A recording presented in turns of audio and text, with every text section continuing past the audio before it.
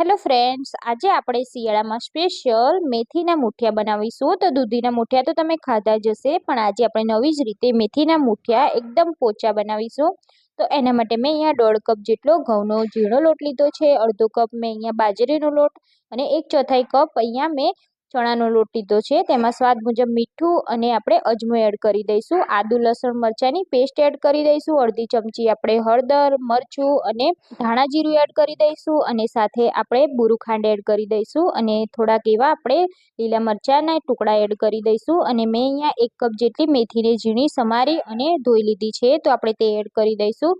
સાથે આપણે 2 ચમચી તેલ એડ કરીશું, જેથી આપણા મુઠિયા એકદમ સરસ સોફ્ટ બને. હવે આપણે બધું સરસ મિક્સ કરી અને આ રીતનો મીડિયમ થીક લોટ બાંધી દેવાનો છે. લોટને આપણે 10 મિનિટ જેવું રેસ્ટ આપીશું. 10 મિનિટ થઈ જાય પછી આપણે તેમાં થોડું તેલ નાખી અને લોટને સરસ રીતે મસળી લઈશું. તેમાંથી આ રીતે રોલ વાળી અને આપણે કાણાવાળી પ્લેટમાં રાખી દેવાના છે. તો અહીંયા બધા જ લોટમાંથી રોલ વાળી દઈશ.